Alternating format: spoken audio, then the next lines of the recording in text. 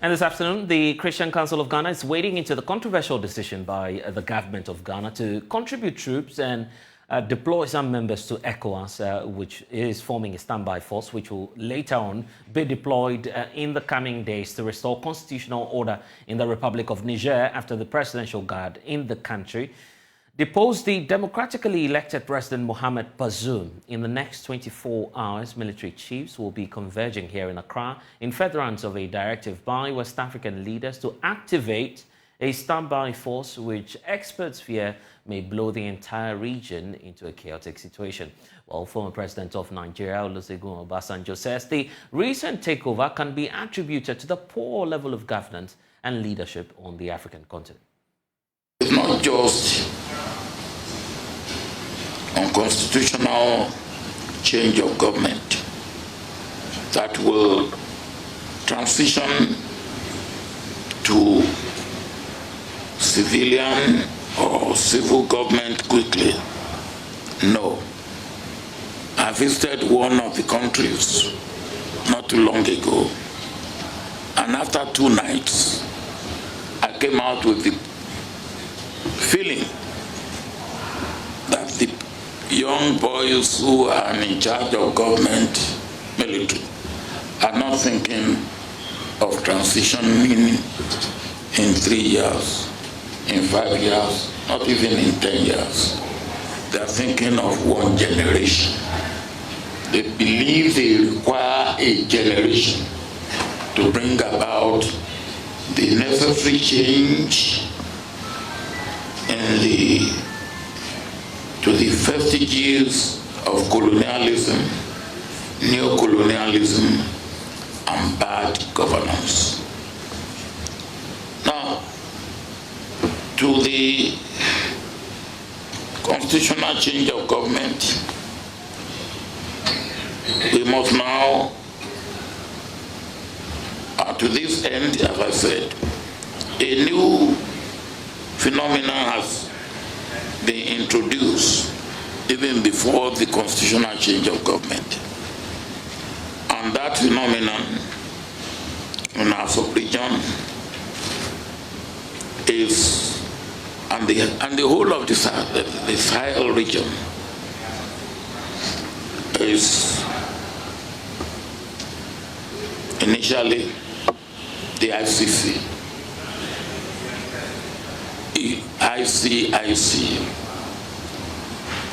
Al-Qaeda and ISWAP, extremists who don't ask for anything other than their own way of doing things, be it religion, be it economic life, be it political life, be it social life. It must be their way and no other way other than theirs. Well, that's his concern about the recent happenings in the Sahel region. Meanwhile, here in Ghana, our lawmakers are divided and remain, divided over a constitutional provision in Article 40 of the 1992 Constitution, where the minority believes and argues that it restricts President Akufo-Addo from deploying military troops, and that should be forming part of that ECOWAS intervention move. Samuel Okudzeto-Ablakwa yesterday, who's a member of the Foreign Affairs Committee of Parliament, after a crucial meeting between the Defence and Interior Committee, as well as his committee and the government delegation, did not seem to be convinced about this whole arrangement of deploying forces.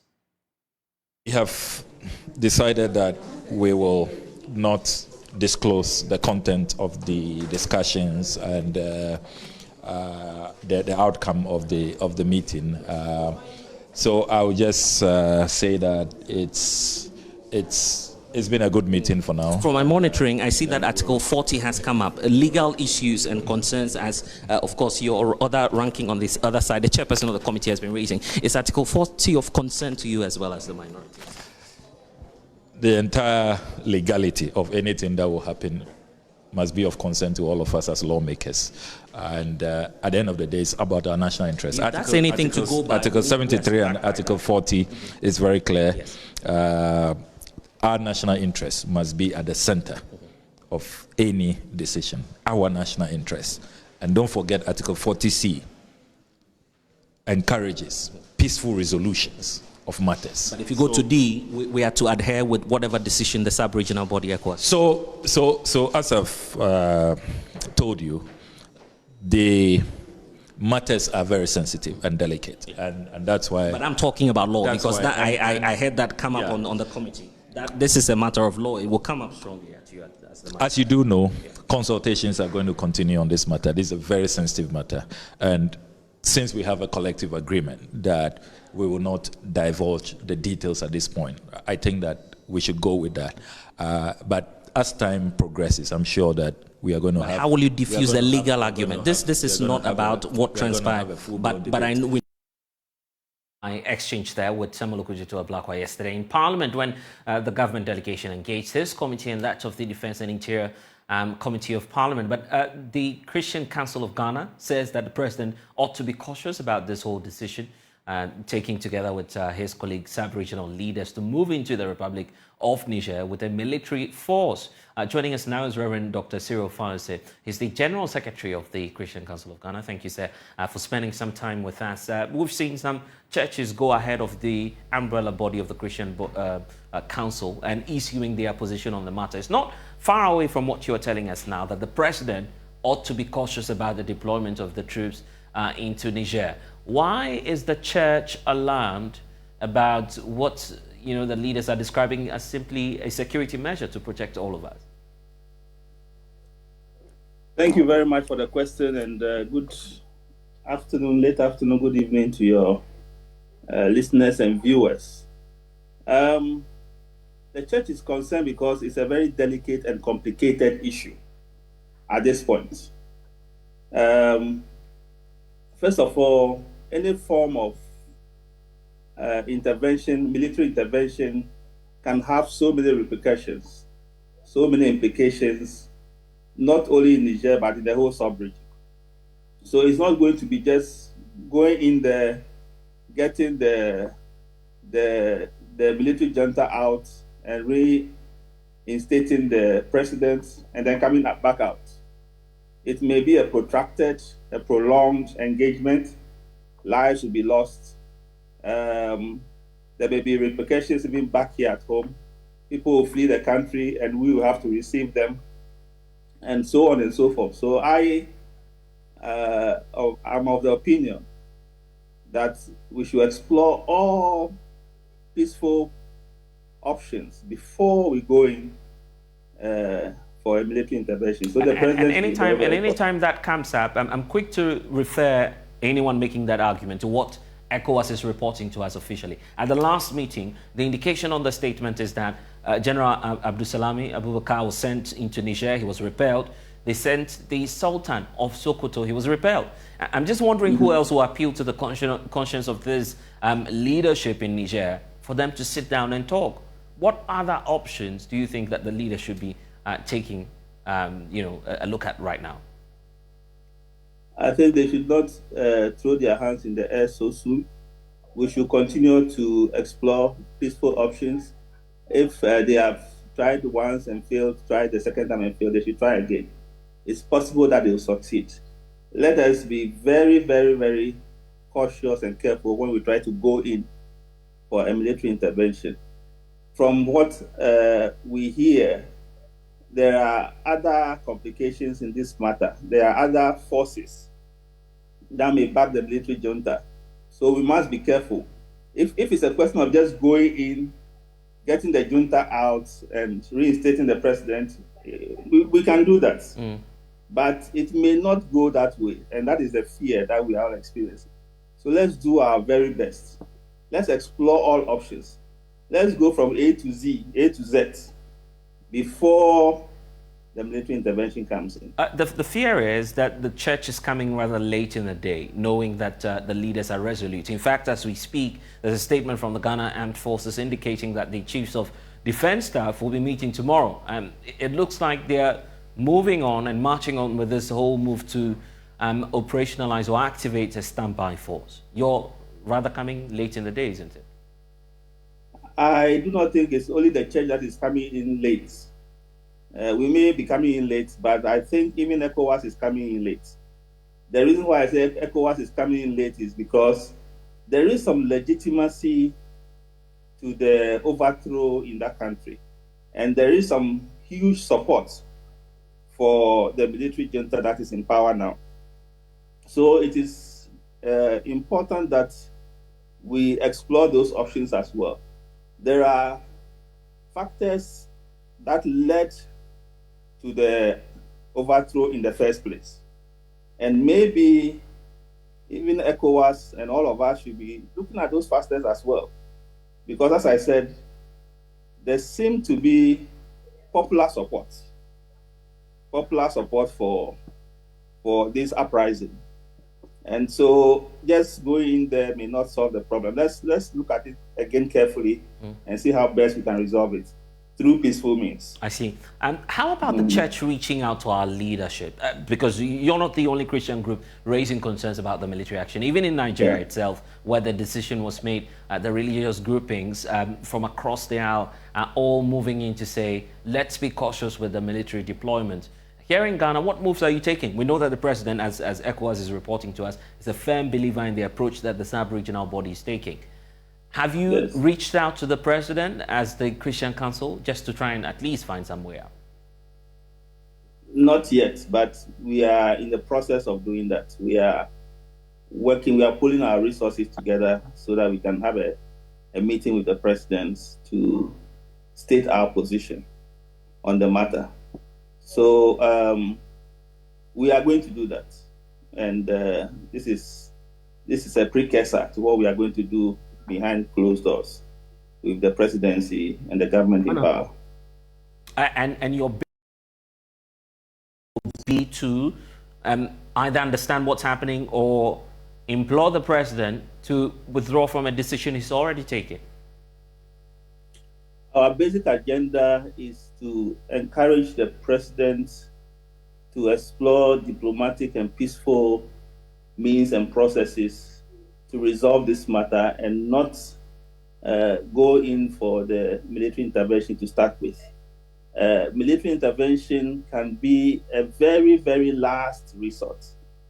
But for now, we want to encourage, our leaders will even be ready to facilitate the process. Some Christian leaders may be willing to go in there and find ways to resolve this matter peacefully. I see. And you were talking about some factors earlier, which you believe that West African leaders should be paying attention to, and those factors are not heeding at all, are they? The issue about the need for good governance, as we just heard from the former Nigerian president, and the sudden breakdown in building institutions, believing in the constitution. Yeah. The church should also take part of that blame, isn't it? The fact that you're not able to preach to the conscience of the people. The president, as we know, is Christian. I'm not saying he's done anything wrong. You go all across West Africa, and all of these leaders that appear to be having the challenge are Christian or belong to the other side. The clergy is not able to preach to the conscience of the people. You agree?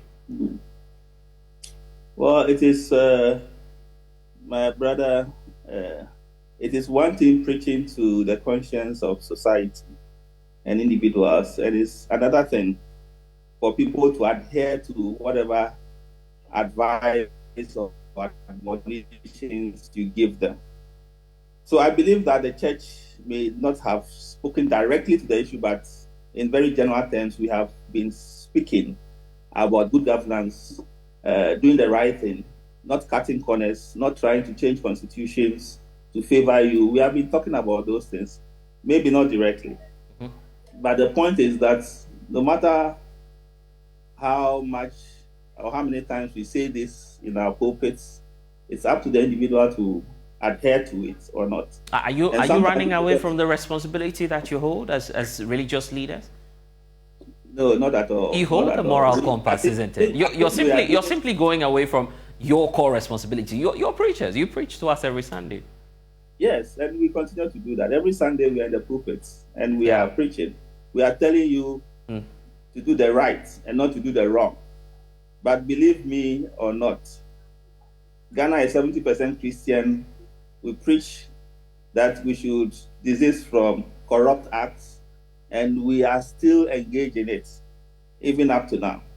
So it's not only the the politicians or people in power, but it's even the ordinary person on the street. Mm-hmm. We keep telling them the right thing to do, but somehow sin is very powerful. Reverend Fayose, I'm asking this question because, and I'm sure that you've also heard of this feedback or criticism, if you want to call it, about the Christian Council. The fact that many of these bodies have become very silent in recent times. And you take a look at the area of corruption that you're pointing out to, plethora of issues happening, the Christian Council hasn't spoken. It's been part of the criticism, you agree? Yeah, I agree with that. But let me also say that things move very, very fast in the media and in public. And sometimes we do not have a complete handle on the issue before you begin to ask us to speak.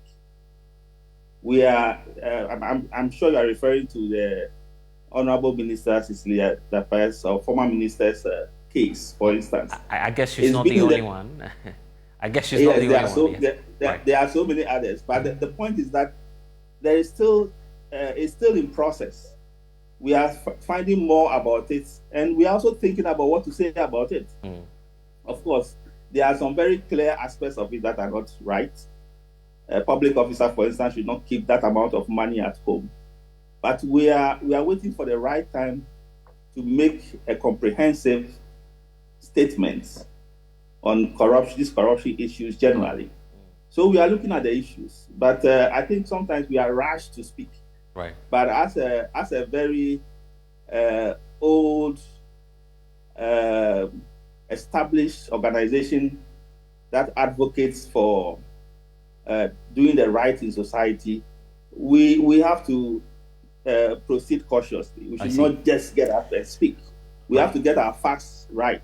So while we gather all the facts, it may look like we are sleeping on the job. We are not coming forward.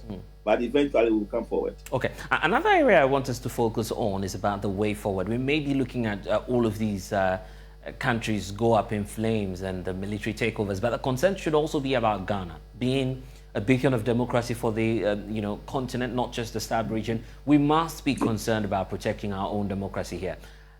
First of all, what's your assessment of the landscape? Are we safe? Are we totally insulated from everything that's happening around us? And if not, what steps should we be taking, and what moves will you initiate to bring everyone along to keep what we have? I will not say we are 100% insulated. We are as vulnerable as all the other countries in the sub-region. We have been fortunate. We have been, by the grace of God, we have been peaceful so far. But anything can trigger it. In the last few years, the landscape had not been very, very, very good. The domestic debt exchange and COVID and the inflation rates, the whole economic situation is not the best. And people are really suffering and agitating. I'm not trying to blame anyone, but some of these situations can trigger such a situation. But I believe that we have been in this democratic experiment in the Fourth Republic for the last 30 years. And I think we have some shock absorbers that can protect us. But that notwithstanding, we should not be complacent. We should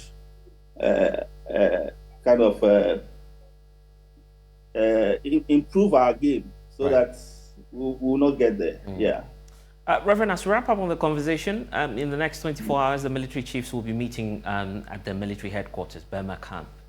If you had an option or a message perhaps for the president, would you say that meeting be called off at least just to pave way for more dialogue?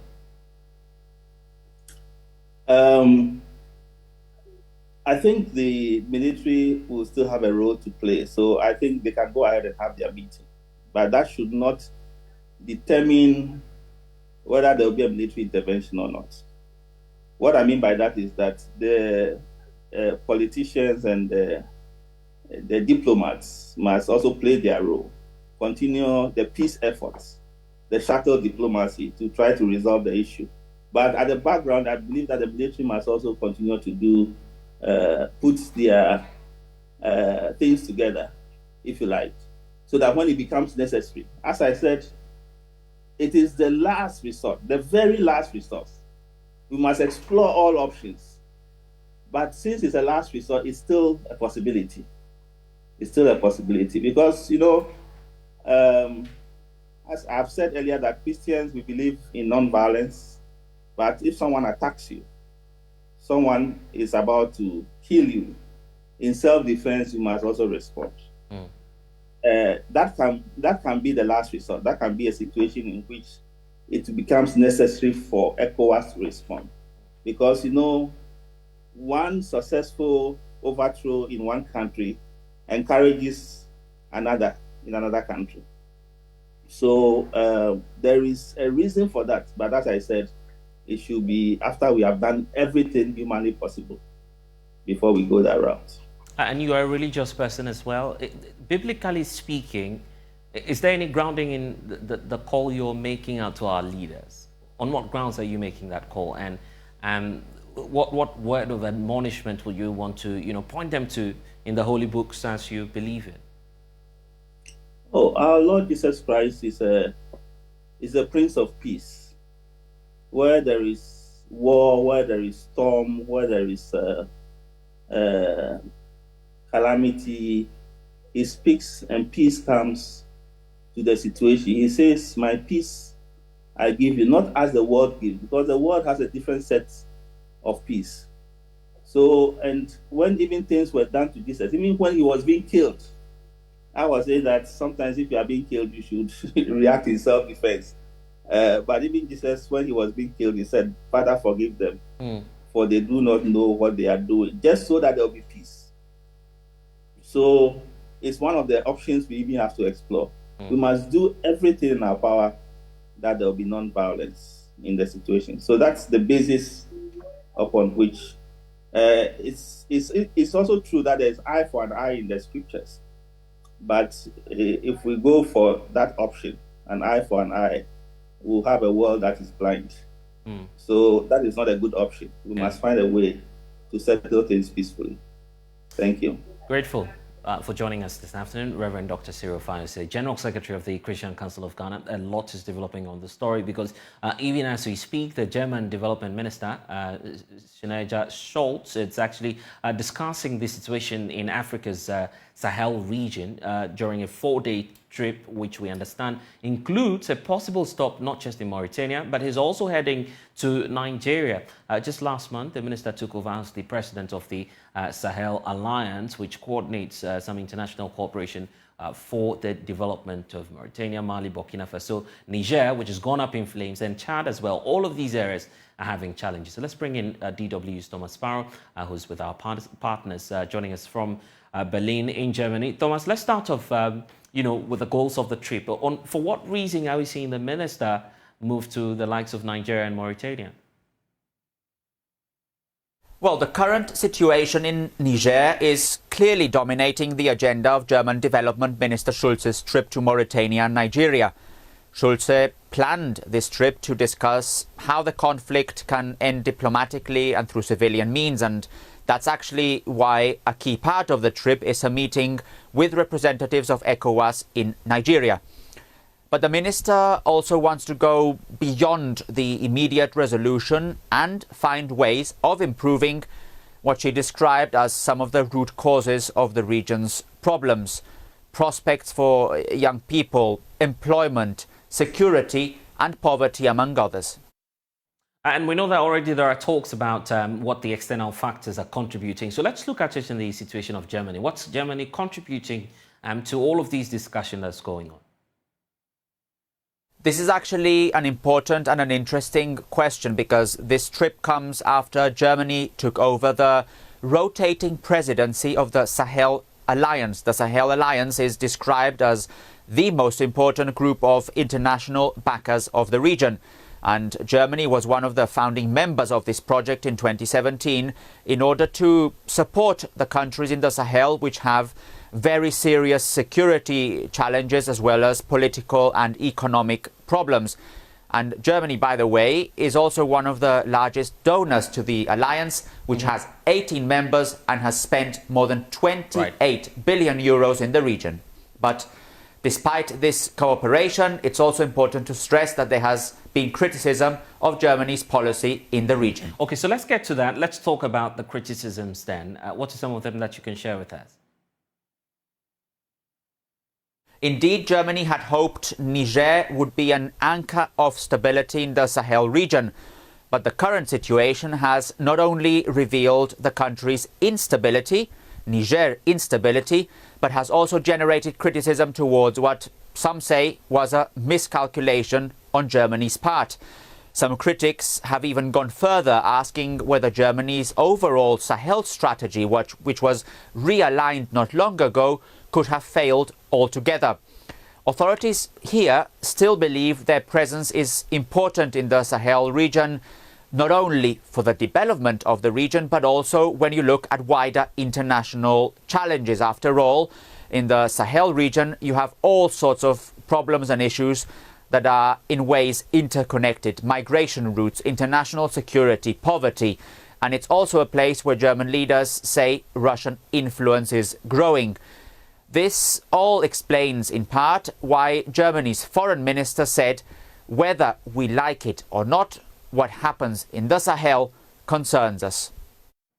Well, we are all concerned about that. DW's Thomas Bauer joining us from Berlin. Grateful for that update. You're watching The Pulse on the Joy News channel. When we return, we'll talk about the National Democratic Congress. The party says that it's unhappy about the latest decision by government to place a tax on betting. We'll go into the details when we return. Please stay.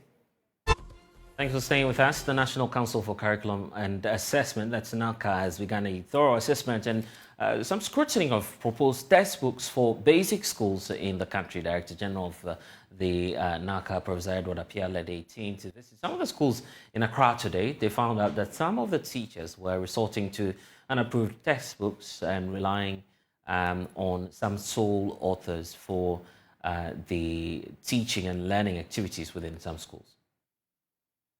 Of course, there was one or two teachers who were using some books which were not approved. But it was for the teachers. They said that they are using it to help in their preparatory, which is fine. And so we encourage people, teachers, even parents, to make sure that the books that are being used, they check to see whether surely it has been approved or not. The ones that they are not in, and as I just indicated, you know, the minister have tasked NACA to get the data for every school, especially now that we are doing NST, we've been doing P6, we've been doing DHS. We need to have the data so that it can be used to do the distribution, because it's sad when the materials have been procured, the textbooks have been procured, yet the schools think that they don't have them. And the minister is worried, and he has taxed, even it's an adult tax, but we'll make sure that we get the data so that the supplies will go directly to the schools and we will cut short these issues of we don't have them, even though it's been supplied. Well, the head teacher of one of the schools that was visited today, Belinda Sevako, revealed that even though the government has supplied some of the textbooks, the ones available are not enough, which is affecting teaching and learning.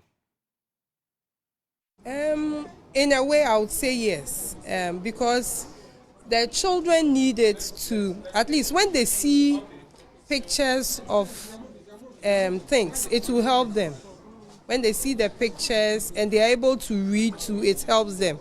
The teachers jot down a few points for them, but if they have the books, it will help them. The curriculum started in 2019. It was simple. Yes, we've had this challenge, but they've solved it to a point. So, by providing some of the books for us last year. The other three have not been provided, so at all, yes.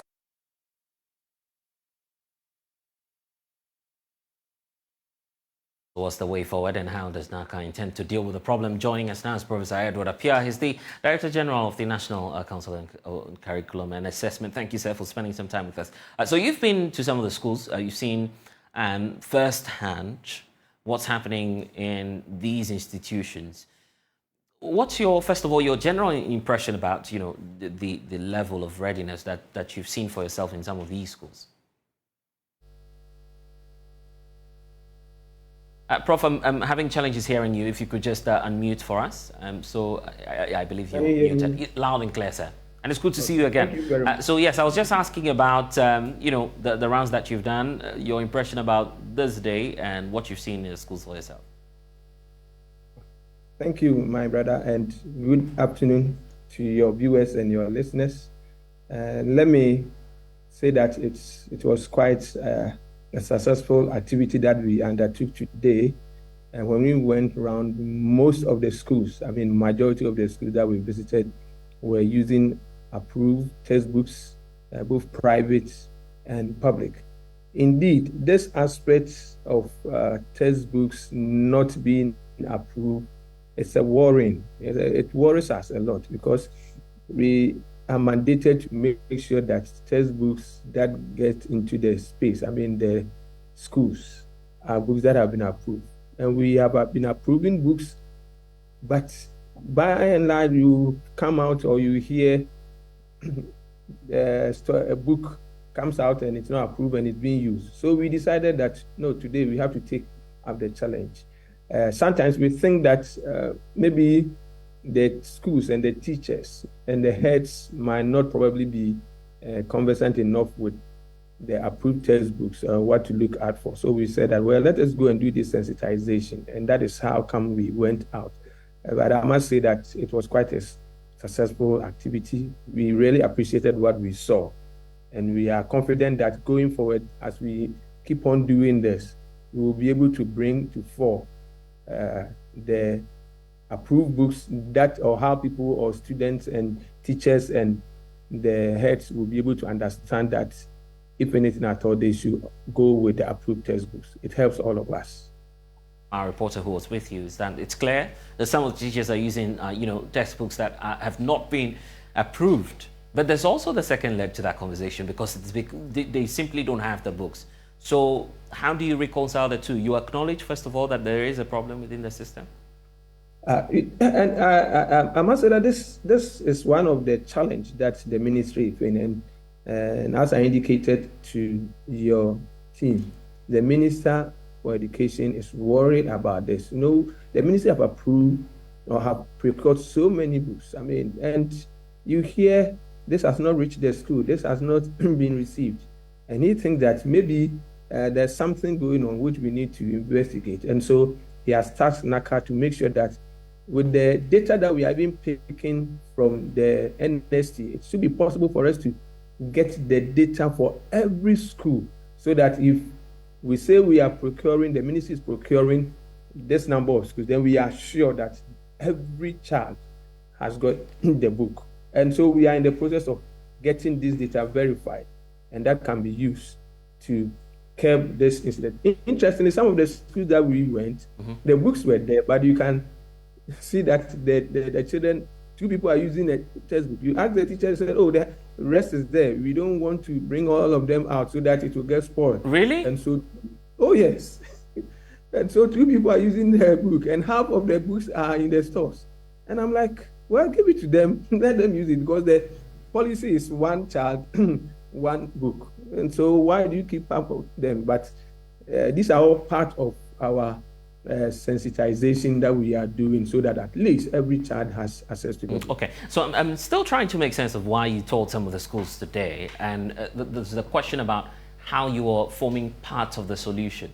Are you just identifying the problems? Where lies the solution? Okay, you see, one of the things that even push us is to, you know, sometimes the schools or the heads don't even know which of the approved books. You take a book and they have indicated, and we saw some of them. They said GES approved syllabus. And I'm like, what is GES approved syllabus? But that is what has been captured at the back of the book. Some of them are based upon approved, NACA approved syllabus. Of course, if you find a book which says based upon NACA approved syllabus, yes, the syllabus has been approved, NACA has designed it. But as to whether the book has been approved, it's also another thing. And so I think that heads and institutions need to get this right. And that is one of the reasons why we went out to see for ourselves some of these things and then point it out to them. beyond that, we are now coming out with QR codes. Now, coming up, almost all books, or not almost, every book that have been approved will have the QR code. And anybody who picks the book will have to scan and see whether the book is approved or not, the date that it was approved, the ISBN, and everything which pertains to the book, so that we will curb this incident of GES approved syllabus, NACA approved syllabus, based on NACA standardized tests, which in reality may not have been approved. Okay, why not get to the standards? Because it's also part of the challenge that, of course, I'm trying to see through, I mean, based on what you're telling us now, the issue about having a common framework that will guide each school, whether private or public, to at least be informed on some of the books and where they could get them from. What's been, you know, that bottleneck, the challenge to attaining that one common standard that every school will just apply, regardless of whether or not you supply the textbooks or otherwise? Okay, you see, for the public schools, to a large extent, you might not have them. But for the private schools, they might fall prey to some of these things. But if we have a QR code, and you see now people are using maybe the NACA logo, and when they think that, when they see the NACA logo being applied to the book, they think that that right. is approved one. Yes. But we are even going beyond that. We are saying that we don't even need our logo to be at the back of the books. The QR code that is supplied to publishers or printers should be enough for everybody to see and verify.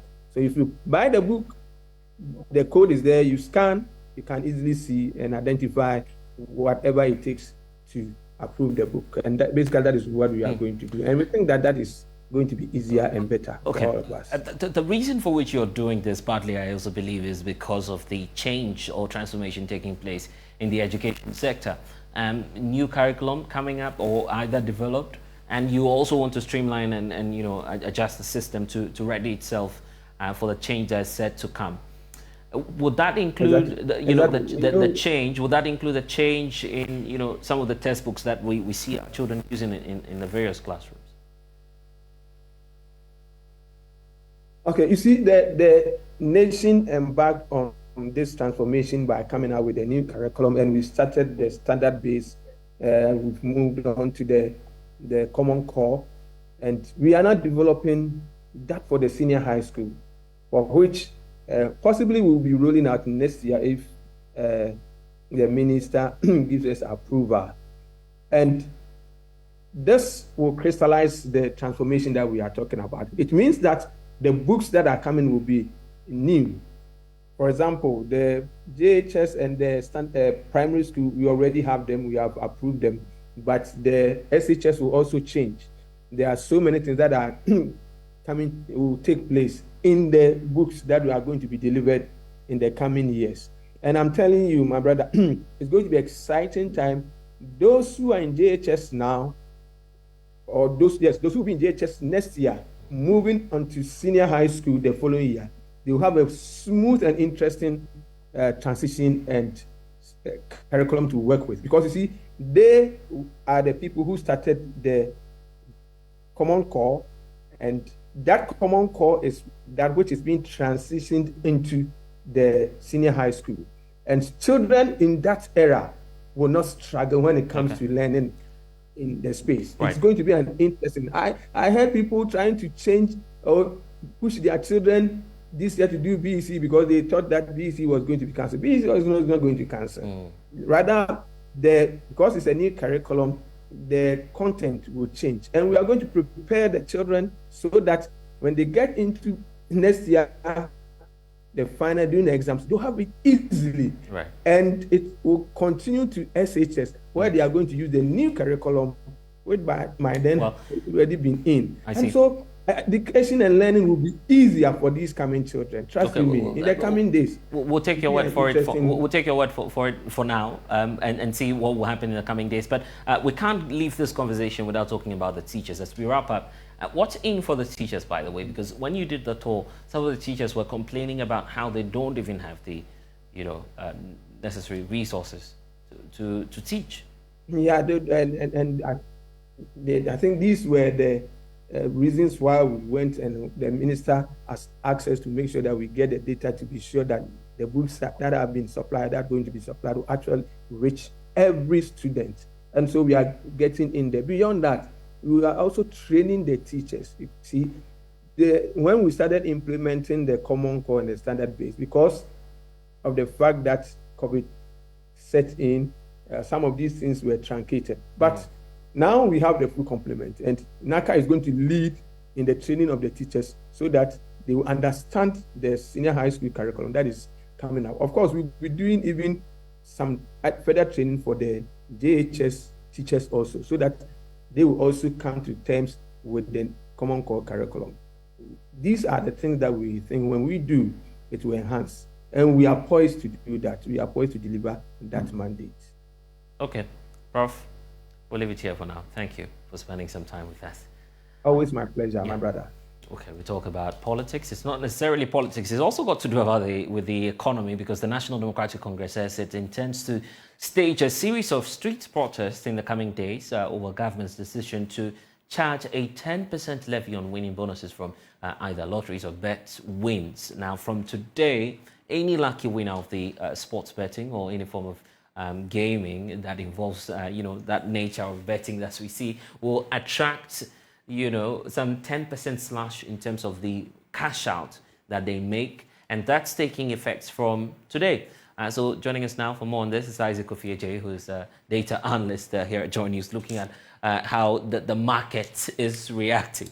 In fact, because you are the ones who work the mathematics on. Yes, the investor community, I mean, they are really worried. I see, including the investor himself. Yes. I mean, this is an area that to many is so dear to you. Supporting other people who probably are not employed. Or I'm just talking about you as well. It's so dear to you. Well, it's part of the economy. Yeah, of course, we compute the data, so the odds are always interesting with figures. But I mean, when you hear that from a Chelsea fan, you know that there's always trouble. Okay, well, so let's get to the figures then. 10%. Okay. What will it mean? Because we need to understand why the NDC is complaining. 10% on, is it on the winning bonuses or any form of transaction? So you're winning. So more or less like a value added tax. So if I look at the tax measure, it looks as if government is trying to say that, I mean, the betting activity has now become like work, that you earn income. So if you're earning income, then I have all the right to tax your income, of course. So that's why they are placing that 10% withholding tax on your win. So assuming that, Blaise, that you go to Betway or any betting company platform and you place a bet of, let's say, 200 cedis, anticipating to win somewhere around 1,000 cedis. So you place a bet of 100 cedis, anticipating to win 1,000 cedis, and God being so good, your chances are always right, and you win that 1,000 cedis. Government is saying that 1,000 cedis that you've won, the value that you've added to your 100 cedis becomes 900 cedis. That 900 cedis will attract the withholding tax of by 10%, which is somewhere around, I think, 90 cedis. So if you win any amount, government is going to tax it 10%. And if you look at the 2023, mid-year budget and look at government mid-year support revenue measures, betting is actually number one in terms of helping to close the budget deficit or actually helping to raise the revenue. So what do we know? We know that government has a deficit of almost $6 billion that is supposed to fund. And in funding your budgets, two things. Is either you cut down on expenditure or you increase your revenue. But government believes that they are doing both. They've cut down on expenditure. And on the revenue side, they are bringing in new revenue measures and tax handles like the 10% withholding tax on betting to actually help us achieve that $143 billion. So it's for government, it's more about revenue, trying to make sure that they, find other unique or innovative ways of raising income. Yeah. But then the impact on lifestyle and the choice of those who will go into the market, does it mean that you need more now to bet? Or to do the same you don't necessarily need more to bet. It just simply tells you that whatever that you used to win right now will be subject to tax. So first, if you stake a bet and you win 2,000 cedis, that whole 2,000 cedis belongs to you. You don't, government doesn't have any share in it. But now government is saying that I want to own a part of that 2,000 cedis probably that you win. Yeah. Government is saying that this has become an income. You've earned an income, and so this attracting a tax of 10%. So before, what we know is that if you win the package, that entire package belongs to you, the investor. But, you know, as government has actually monitored the market and saying that people are probably raking in a lot. So it's a good avenue, and then another way that government can use it to increase revenue in the 2023 fiscal year. Yeah, I see. Actually, just hold on for us. Let's see how, you know, the youth are reacting to this. Joy Business has been, you know, doing some checks on the streets of Accra and in some schools, just finding out what the youth actually think about this policy. Coach Ali is a staunch AC Milan fan whose betting journey started in 2010. A man who has explored different betting platforms says the tax is likely to dash the hopes of the young Ghanaian. Oh, I started betting around 2010. 2010, yes, in Kumasi.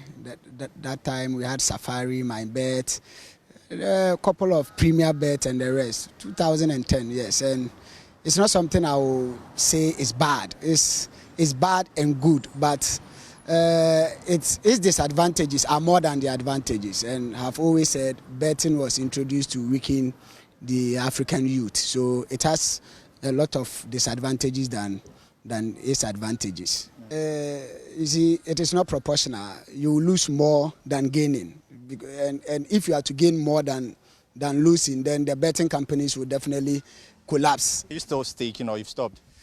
For now, I'm thinking about it because for the past 1.5 seasons, have not won. Okay, have not won, and if you permit me, I would show you my history. I can show you. I've not won, and I've also heard the government is now introducing 10% of what you win because of the economic crisis.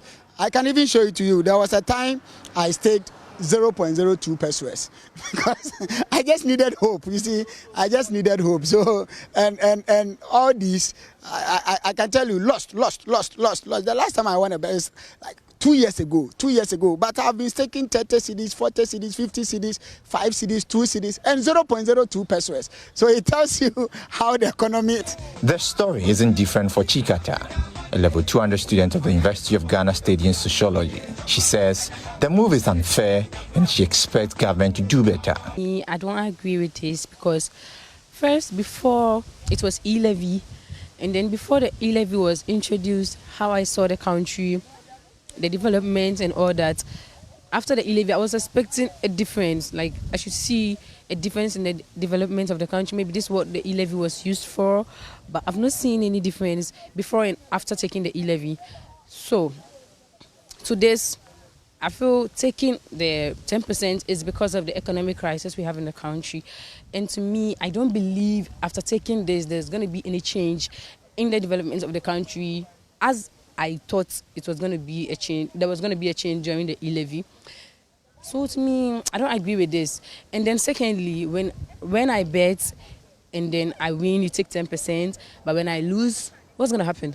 You're not going to give me any 10%. So it's not being fair. After all, it's my money I invested in the betting. So if I lose and I don't get anything, but when I win, you get something, that's very unfair to me. Ibrahim is a trader. He thinks otherwise. He tells me that tax on gaming is good, but expects the 10% to be reviewed because the rate is high. For tax, they are good for us because it's a development thing. We can't refuse from tax. Tax is good. But if you tax the person, if the person will tax it is too high, he can't even pay. Even he will draw from the belt. Understand me? So yeah, it will be dodging. Because if I go stay, then I pay 10 cedis, the next time I'll come and stay again. No, I won't come again. But even if you tax me like 2 cedis, then it's good for me. So if you tax me about 10 cedis, I'll even pay more. The application of this levy is part of a broader review of the income tax on gaming and lottery operations in the country. It's going to, discourage most of the youths in going through this betting, this lottery and all that. And in another way too, most of us are unemployed. Most of the youth in Ghana are unemployed. So many of them are using these bet platforms to get income, to get money into their accounts in order to do one or two things that they need to do. So I think in a way it's going to help, but in a way it's not going to help us too. There are no jobs in Ghana, and the youth would actually be indulging criminal activities such as armed robbery and just to get money for their own benefits. But betting companies have come to make the youth also have a better way of getting money, which is in a way not good, but it's better than being an armed robber or yes. Someone who had big or plenty and did not make good use of it, that small amount cannot do anything. So what have they done with the e-levy? And mind you, you are taxing the betting companies. What have you done with it? You are taxing the telcos. What have you done with it? And now you are going to tax the poor boy who comes from Obuasi, who is just trying to buy hope so that he doesn't engage himself in immoral acts. What are you going to do with it? Even the 3 billion, you did nothing with it. What are you going to do with that 10%? It is not going to help us. So, you see, one, they are lazy and they are using the lazy man approach. And if you use the lazy man approach, there is no significant impact in the society. So it's better they stop. It has no positives, it has no advantages. I'm urging them, if they think we win, they should take Ghana's reserves, go there and stake and see if the youth win. That is where they will know that they have to put money into the pockets of the youth. Every month, at least 500 cedis on my Momo, then it comes. The withholding tax deduction, according to the Ghana Revenue Authority, applies to winnings paid or payable by private lotto operators, sports betting operators, casino operators, route operators, remote interactive game operators, operators of marketing promotions, and operators of other games of chance. James Chance reports for Joy Business. Well, the National Democratic Congress says it's not happy about the move by government. So let's take you to excerpts of their statement issued by the party. You have, that statement on the screens right now, pointing out what the NDC actually thinks about this very 10% tax, which we'll get to you later on. But the concern is that the party says it will be moving to the Finance Ministry, and also they are planning to stage a number of protests just to ensure that this measure is reversed. So, Kofi, let's wrap up. If the measure is reversed, there's a concern about the possible impact on our economy. What would that be? Well, so I don't think this will really have a significant impact in terms of revenue generation, because you're already taxing the companies that are, the betting companies. Yeah. So this is just an add-on. And so even if we decide not to, take this route, I don't think it will have any significant impact on the economy. But at the point where we are, government is not really giving up on any chance or any opportunity to rake in more revenue. And just like people are saying that the e-levy is not really bringing in the 3 billion or the amount that we anticipated was going to bring every year. So government's also looking for ways and means to top it up. So I feel that the 10% withholding tax on betting is one way that government is using to actually cover the gaping hole that has been created by the e-levy. There seems to be a justification from the Ghana Revenue Authority. Let's listen into the perspective of the Revenue Authority. This I think is a good tax, because it's actually coming to replace an existing VAT that was already originally charged on the stake by the players. This is a reduced rate, and it's a tax on the win. You're only paying this when you win, compared to being charged a VAT. So what I'm saying is that there was a VAT that the government had replaced with the withholding tax, because of some practical challenges in the implementation of VAT in the gaming sector.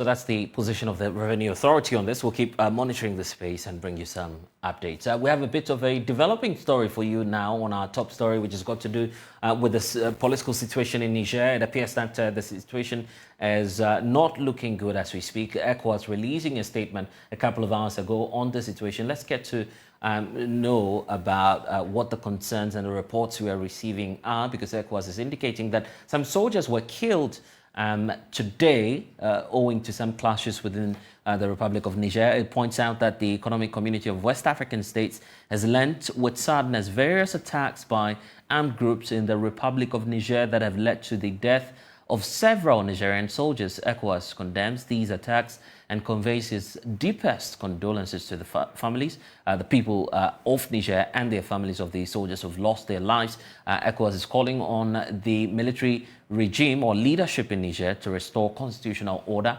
in order to focus on the security of the country that has become increasingly fragile, as ECOWAS is describing it, since the attempted coup d'etat against the democratically elected President Mohamed Bazoum. This statement is just released from Abuja as we speak, and so there's a need for us to get some reactions to that. Joining us now is Richard Kumado. He's a security analyst and also worked in the intelligence community. Richard, what do we know about the latest attacks that we're learning of? The military leadership assured that there was no bloodshed ever since this coup happened. What has changed, and what do you suspect might be happening? As a surprise, I just made some few calls around, and my confirmations has been that there might be some other authentications within the Niger community. But to the extent that the ECOWAS military chiefs are meeting tomorrow, and ECOWAS issue this statement, the variability and the truthfulness and the authentication of this statement lays to be confirmed later. Is that to suggest that you feel this may be a coy, if we can use that word, just to give backing or legitimacy to what's about to happen in Accra tomorrow as the military chiefs will be holding their talks? Definitely. I think ECOWAS is exaggerating the position. I think ECOWAS have no basis issuing this statement and the speed at which they issue it. There have been killings in almost all West Africa countries, and nobody there issues such statements. To the extent that they have a meeting tomorrow, I'm sorry, but for cutting through. But don't you think that you're just simplifying matters? That the fact that this is a recorded incident, people have died, people have been killed, and yet you're saying, ECOWAS is just being hyper about this. How many people have died in Nigeria? Have they been able to fight the Boko Haram situation in Nigeria? Why has West Africa countries not mobilized to deal with the Boko Haram issue in Nigeria, where they are kidnapping people and many people are dying? How many people have died in Boko? Why has West Africa countries not mobilized themselves to deal with the issue of Boko? How many people have died in Cote d'Ivoire? I think this is to throw that in the eyes of people and to give them a backing for which they are determined to take a military action. That's notwithstanding, we will need to work hard within the ECOWAS regions to ensure that lives and properties are preserved in these difficult times, particularly in the countries of the Sahel regions where they are battling with themselves, fighting with one another, all in the name of destabilizing the nations through coup d'etat. And it's interesting that quite a lot has been happening. We're just learning from Germany that the German Minister for Development is heading to Nigeria to engage. Obviously, that will be President Tinubu, because he's chairing the committee, or the ECOWAS as we speak. We also do know that there's a meeting scheduled for tomorrow that will be happening here in Accra itself amongst the Committee of Defense Chiefs that will be happening in Accra. What's your impression about the moves that we're seeing, the attempt by external parties or partners to support ECOWAS to do the deployment or operationalize the standby force? When a backlash happens, particularly when we haven't done enough security risk assessment around the Sahel regions, then the ECOWAS leaders should be able to take responsibility for being seduced by the West to take an action, a dreadful action among one of their own when the issues on the ground doesn't require so. If you ask for my now candid opinion, I would have said they should explore dialogue more and should not be subject to a pressure from the West who is struggling to redeem their image. This is a conversation we've not had in a long time, but there's a need for us to focus on the Ghanaian position. In fact, we're going to play host to that joint meeting tomorrow, and it's bringing up the perspective and how our president may be feeling now. Do you feel that President Akufo-Addo is, for some reason or the other, you might know best, being influenced into accepting this, or you feel this is a man in charge of our national security? He's looked at the books and feels that this is the best option for us? What do you think? I think if we go by the books, then there are some gray areas of the book we will need to take the pencil and cross them and cancel them. Because what we need to do is, whatever decision we take, we need to ask ourselves, is it in the best interest of our country? Is it in the best interest of our national security? And does it protect our national sovereignty? And to the extent that he has been the immediate past chairman of the ECOWAS, he's forced and he's been dragged into this area which has limited length of gray areas that has not been exploited. And the meeting tomorrow, you're hopeful that something positive might happen out of that? Yesterday, the government had a meeting with the Interior and the Defense Committee of Ghana Parliament. I believe tomorrow those lines, one or two of those lines may surface at the meeting. This particular statement, the issue will also surface at the meeting. But let us be on record to have said that when you get to Niger, you are going to be fighting against the armies of Côte d'Ivoire, Burkina Faso, Guinea, Chad, Algeria, and probably the weather group of Russia. And the security risk assessment would probably need to be one of the key issues on the table tomorrow. And to weigh whether they have the numbers in order to deal precisely with the Nigerian army. And let nobody play the chess game to say that it's going to be a walkover. There will be a fight and there will be security implications for everybody. Can we go at it alone as just as a sub-region ECOWAS? Or you feel, it's a ruse, if we could use that word? It's not realistic for us to go by ourselves, by our capabilities, and by the standing forces that we have in the respective countries. It's a standard basic principle in military warfare that if you are fighting Niger with a military might of about 25,000 to 30,000, then you need to have 2/3 of that number, or 2-3 times that number. The combined forces of Burkina Faso, Mali, Chad, Guinea, Niger, and Algeria is a problem for West Africa. I don't know where the funding is going to come from. I don't know where the logistics are going to. Blessed, the dangerous aspect of what we are discussing here is that this is not bread and butter or cocoa in the street.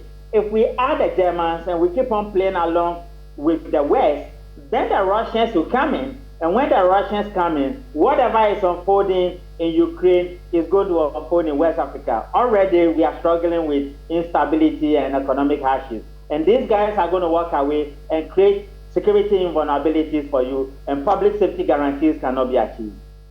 Interesting. But why should funding be a challenge for us? Why should we be worried about funding, for instance? You remember how ECOMOG was collapsed in Sierra Leone, Liberia? It was basically about funding and the numbers. And the Nigerians were providing large numbers and they were dying. And they were providing the funding. ECOWAS, technically speaking, do not exist. It only exists on paper. And they react when issues such as this comes up. These are economic countries that are struggling. Take Ghana, for instance. Look at our economic figures. Take Nigeria. Look at our economic figures. Fuel subsidy is a problem in Nigeria. They have no clue what they are going to do about it. You reported a Bank of Ghana as a technical advisor who they got involved in funding government projects. We are struggling economically. And if the West do not come to our aid in terms of taking care of this funding, it's going to run us into problems, and it's going to have political and governance issues in West Africa predominantly. Our interest in Niger, what information are you picking about Ghanaians living in Niger as we speak?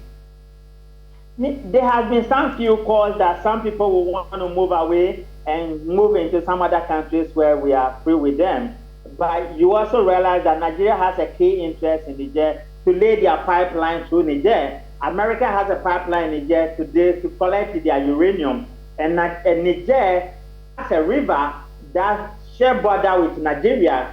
And if they blow up that dam, Nigeria is going to suffer. I think our president and our position is to solidarize with our brothers and sisters in Nigeria so that they can maintain some level of national security. But whether you are from Nigeria, you are from Ghana, you are from Benin, Togo, our people will need to move to a safer grounds where they can be evacuated home. Other than that, once the ECOWAS walks in, it's going to be a full-blown war, and many lives and many legs. But ECOWAS is obviously reporting of the death of these armed forces men, and it's established to be true. You're raising your own doubts about the reports.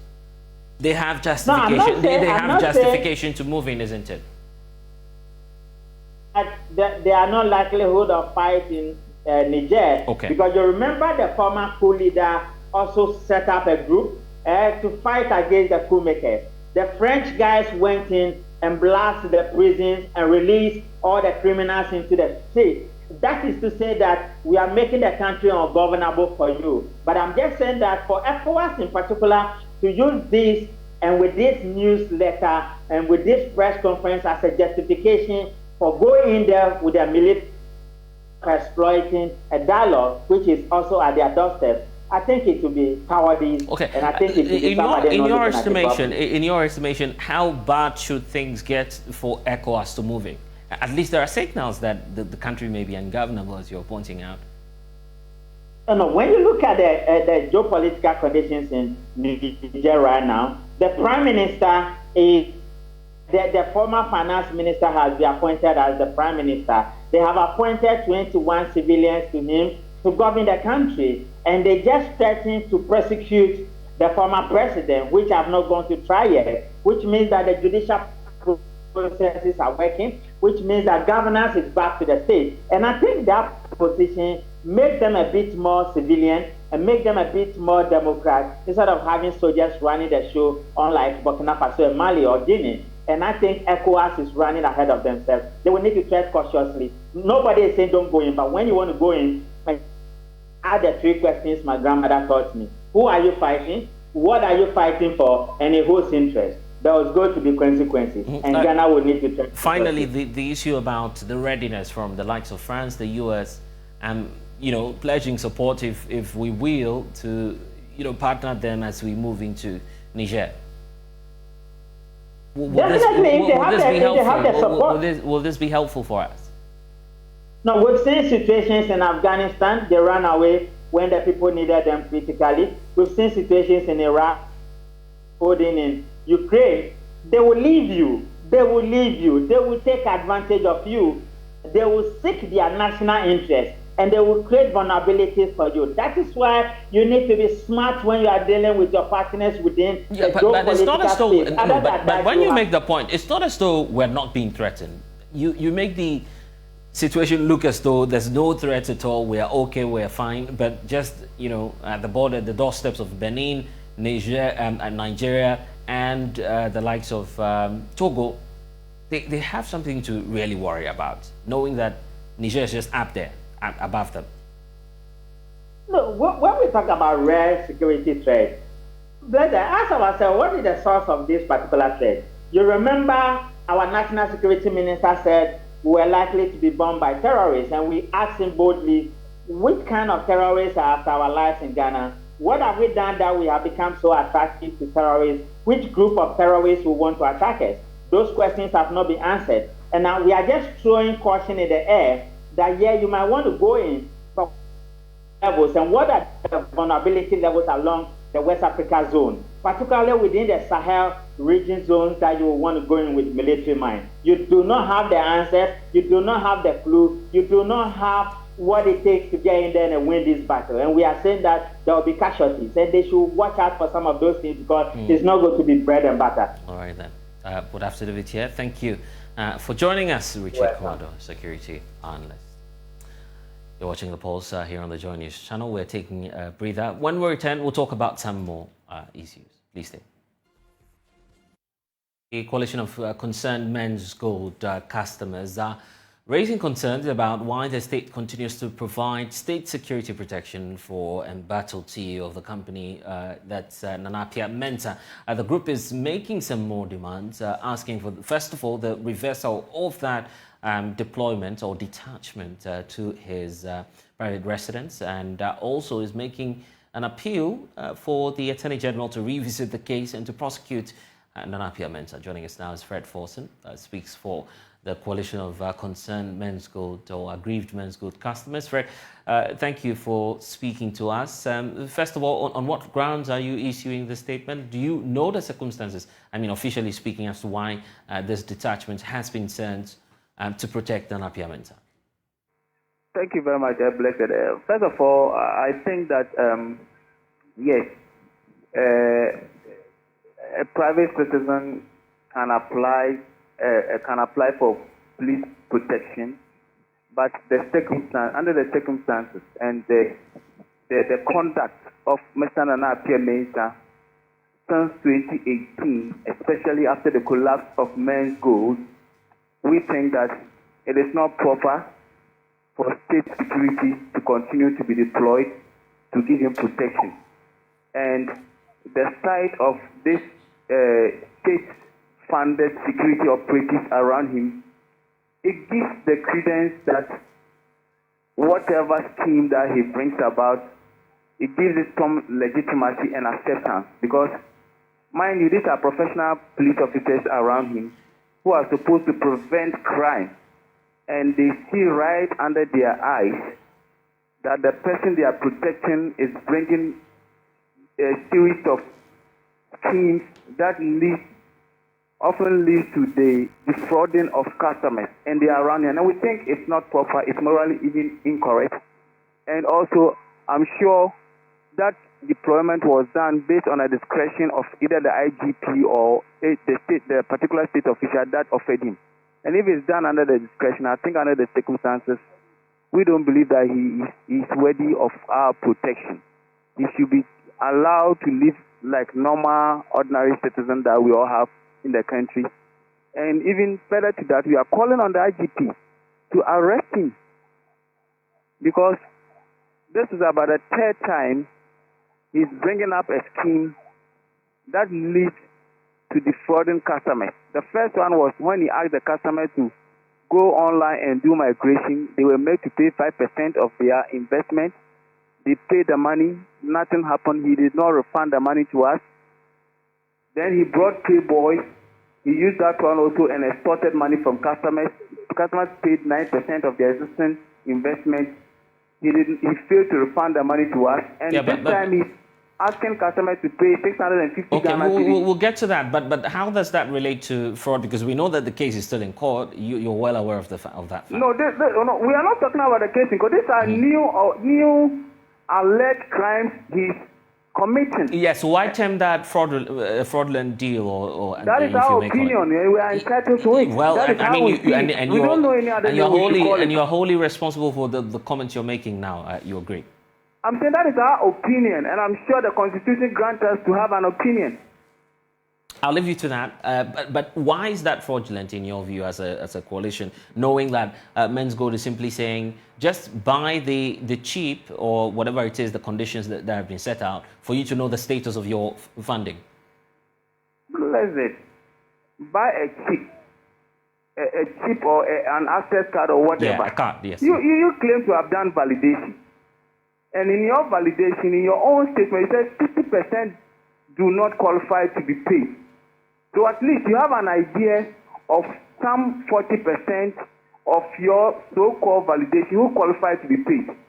So if you know the people who qualify to be paid, why are you asking both the qualified and unqualified to buy an asset card to check? Why don't you just call them to come for their money? Because we're in this country, when the banks collapsed, the liquidator who was appointed, after they did the validation, they only called people, and some of them even they sent them text messages too, and directed them to which bank they should go for their money. And we are saying that from our checks, he hasn't done any validation. It is only the 5 names referrals that a week ago he asked his former employees to make it to him. It is those names that they are currently uploading onto their website. That Payboy, that fraudulent Payboy website. Okay, these are your words. Yes, and don't we're all worry, being don't cautious worry. That is how about we it. see it. You don't worry. Yeah. I'm saying that it's our No, opinion. I'm actually worried. And If you're that's asking me the way. not to be worried, I am worried because, obviously there are legal implications. That's why I'm worried. Anyway, And that's why I'm cautioning you as well. Okay, I'm just reminding you. Yes. Yoko in 2020 did their work on Payboy and came to that conclusion. Okay, fair enough. Fair enough. Now, is it the case that you're urging your members not to buy the SIM card, or it's not a SIM card actually, it's a card that you need to buy? Are you urging your members to disregard that announcement, not to buy the SIM cards to know their status? Yes, we are asking that he only want to gather this money, this 650. You check the number of customers who will go and patronize this card. Then from now till October 19, on the 20th, he said he's going to have a press conference. From now to 20th October, he would have gathered a lot of money. Then he will come and make the announcement that I'm going to pay. So we are saying that if no customer purchases the scratch card, he will not have money, let alone to come and make his press conference. That's what we are saying. So nobody should patronize it. We believe that it is improper. It is another scheme, a way that he wants to extract money from us. But this is about the third time he's officially doing that. And in any case, we know that Menzgold is defunct. So, and he doesn't even have an office. The name that he provided in the letter, the so-called transaction letter or something that he was inviting people, those people, they don't have an office. We have made our customers place the call on the numbers in the press release. When you ask them, they say, we don't have an office. So why do you pay money to an unknown person, and the person claims that if you momo me 650,000, we will send the access card to you. You don't know who you are even paying your money to. I think this is improper. I think this is not proper. Are you reporting this incident to the police? We have officially petitioned the IGP. So when you, I don't know whether you have got access to it or something, but what we sent to the IGP, we said after the withdrawal of the men, the deployment around him, when they reversed it, the next thing is that they should go ahead and arrest him and investigate why he's doing that. All right. Grateful. Fred, we'll connect again. Thank you. Thank you. Now, amidst the bustling capital's daily hustle, an alarming issue has emerged, placing the safety of daily commuters in danger. And that is the reliability of once efficient traffic lights, which has actually waned, leaving many of the key intersections in the state of dysfunction. This despair has led to chaotic road scenes as vehicles navigate without any proper guidance, raising significant concerns also about the escalating risk of road traffic accidents. My colleague Samuel Mbura from our Drive Safe campaign team conducted an in-depth assessment of the dysfunctional traffic lights situation and comes through with this report. Dysfunctional traffic lights have become a concerning problem at key intersections in the capital. Road scenes and an escalating risk of road traffic accidents. At Awushi Ablikuma intersection on the N1 Walker-Bush highways, frustrated commuters highlighted the dangers they face due to this issue. It's difficult for us because if you want to cross and then there is no police around here, it's difficult. At times, car used to knock people here. So if the government will come to our aid and then fix the traffic lights for us. Just last week, there was an accident here. It was very terrible. So we are appealing to you, especially you Joy people, the media, so that whatever we will say, I think it will go beyond for the government to also come to our aid. When you are crossing with the police people giving the direction, you have to stand like 5 minutes, getting to 10 minutes before you can have access to a single road to cross. Say it's a double lane. So before you cross one, almost 10 minutes, and then another 10 minutes before we get to it. It's very, very worried. In another instance, The Aveno traffic intersection, a crucial road leading to Accra's business district, has been marred by malfunctioning traffic lights. Drivers like Kofi Ansah expressed disappointment in the negligence by authorities. This traffic light went off almost 2 weeks now, and even the pedestrians cannot cross this road. And when we are talking about the traffic light issue, it concerns we citizens. They should come and fix this light. If not that, they want accident to happen here before they will come and fix it. It's very bad. It's very bad. We beg them, they should come and fix the lights. The consequences of this problem extend beyond daily disruptions, presenting an unfavorable image of the country's traffic management to visitors. Some traffic lights, such as those at the airport intersection on the Liberation Road, have been inoperative for over a year, resulting in near accidents. The situation wasn't different at the UPSA junction, where drivers have endured dysfunctional traffic lights for over 2 years. Despite appeals, authorities have seemingly not taken substantive action, leaving the issue unresolved.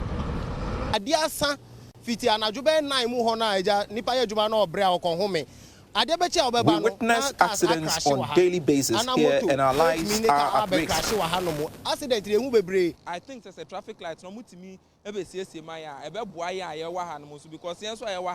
Our life is at strait at times. We've had terrible accidents at this intersection. Our appeal is for authorities to fix the situation for us. I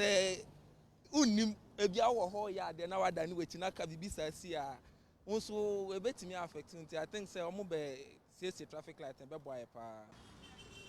So interestingly, at the 37 military hospital, the traffic lights are dysfunctional.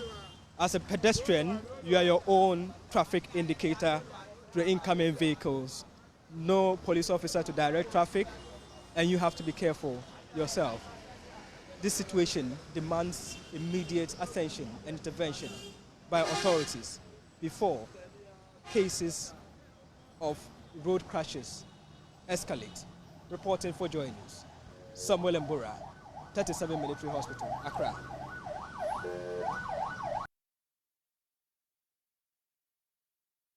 Well, so the unfortunate incident in the northeast region has rendered many homeless after flooding destroyed many properties and structures up north. But drone technology company Zipline has come through by delivering thousands of medical supplies to some health facilities and for the distressed in the area. There's more in this report. Mr. Abdullahi added his outfit is collaborating with the district to ensure that healthcare delivery remains accessible for all. He noted that the intervention by Zipline has been concentrated on providing medicine for medical emergencies, stocked supplies and vaccines. Over the years, we have seen some substantial growth in the number of deliveries that we have done. In 2021, for instance, we actually saw an increase of our deliveries to 40%. In 2022, we had seen a growth in our deliveries to about 70%. We are in 2023 half year, and already we have done very substantial numbers, and we are very sure that we would be hitting more than 100% of our previous deliveries. So we are actually able to deliver all kind of essential medical logistics, including blood, medical products, as well as some non-drug consumables. The Municipal Health Directorate, Hussein Rashid, has been explaining how communities are able to access medical supplies. Zipline are our partner that are supporting us, transporting our medical supplies to the various facilities where the communities have access to the services. Once the communities have been flooded, as well as the facilities, it is very difficult for traditional way of sending the medical product to such communities as well as the facilities for the people to have access to the health services. Zipline they are our collaborators. They are sending the logistics, the medical logistics supplies to the various health facilities that are being cut off. In actual fact, without them, that would have been very difficult for us to send a medical product across the facilities as well as the communities. Medical Superintendent at the Waliwali District Hospital, Dr. George Anson, said zipline intervention has improved the district health outcomes. Zipline has been an essential component to healthcare delivery in the West Maputo municipality. The timely delivery of key medications and then blood products through the drones that Zipline operates has been very useful in averting mortality, especially in patients that will need emergency medical supplies. Over the period that we've come into contact with the Zipline, their services have been very, very useful to us. Instances whereby during emergency settings where one is in theater operating and will require blood and blood products, Zipline has been essential in delivering them in a timely fashion. There are countless stories that we have had as a facility of all the support Zipline has given to us. There are instances whereby multiple blood products are needed which have overwhelmed our blood bank, but Zipline has been able to reach out to us and give us those supplies. Such an inspiring story then. That's all we have for you in this package of The Pulse. I'm Blessed Sogan. Log on to myjoyonline.com. We have stories for you there. Thanks for watching. We'll see you again. Bye-bye.